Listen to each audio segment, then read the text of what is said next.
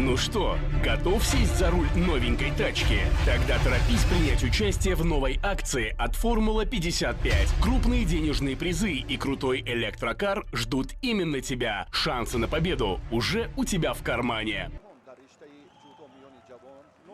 дар чемпионати ҷаҳон оид ба ҷудо ки дар шаҳри Абу-Даби Амирoti Муттаҳидаи Араб доир гардид, тими миллии ҷудои Тоҷикистон дар ҳайати 7 ҷудокор баробари раис Федератсияи ҷудои меҳан Исмоили Мамадзоир ба ин мусобиқаи фароҷаҳонӣ сафар намуд. Аз миёни ҷудокорони тоҷик танҳо ба паҳлавони ҷавону муваффақи кишвар Сомон Маҳмадбеков дар вазни то 81 кило имкон даст дод, то барандаи нишони биринҷӣ шавад.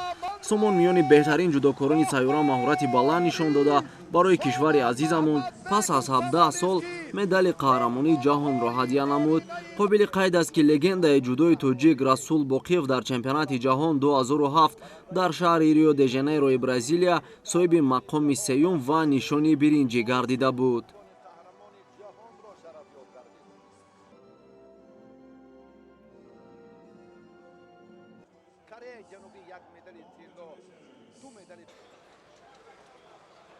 пас аз бозгашт ба ватан дар фурудгоҳи байналмилалии шаҳри Душанбе ҳайати мунтахаби кишварро самимона таҳти навои карнаю сурнай ва парчаму овезаҳо истиқбол намуданд.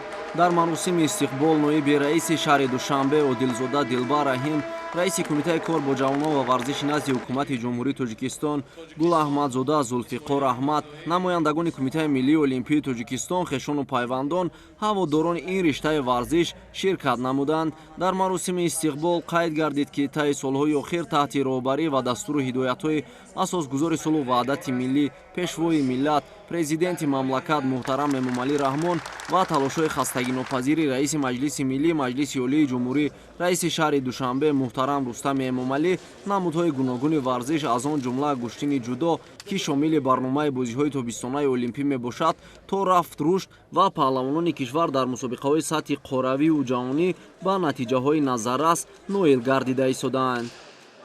ман аввал мехоҳам миннатдории худам расам ба пешвои миллат, президенти ҷумҳурии Тоҷикистон муҳтарам Эмомалӣ Раҳмон, бо раиси шаҳри Душанбе муҳтарам Рустами Эмомалӣ барои дастгирии мо варзишгарон.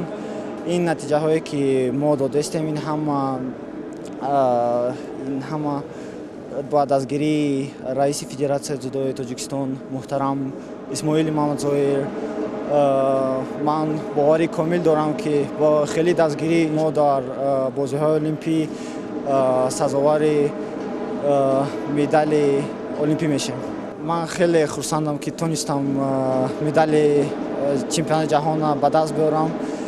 ин яке аз медалҳои муҳимтарин дар карьераи ман аст.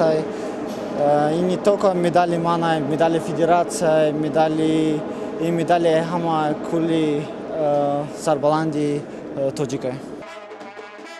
новбаста аз он ки ҳайати мунтахаби кишвар дар дили шаҳр ба Душанбе омада расид, саҳни фурудгоҳ молу моли ҳаводорон буд. мардуми кишвар бо самимияти хос ва парчаму овезаҳо соатҳои дароз интизори Сомон ва ҳайати даста буданд. лозим ба ёдоварист ки бо ташаббуси раиси Федератсияи ҷудои Тоҷикистон Исмоили Мамадзоир Гран-прии Душанбе ба Гранд-слам табдил дода шуд, ки ин таваҷҷӯҳи наврасонро ба ин намуди варзиш зиёд намуд. имрӯзҳо хурду бузурги кишвар дар пайравӣ аз Расул Боқиев, Сомон Маҳмадбеков, Темур Раҳимов, Берӯз Хоҷазода ва чандин ҷудокорони муваффақи кишвар ба ин намуди варзиш машғуланд. қобили қайд аст ки аз 26 июл то 11 август дар шаҳри Парижи Фаронса 33-юмин бозиҳои тобистонаи олимпӣ баргузор мешавад ва ҷудокорони меҳанро зарур аст ба ин мусобиқаи сатҳи баланд омодагии ҷиддӣ дида кишвари азизамонро арзанда муаррифӣ намоянд.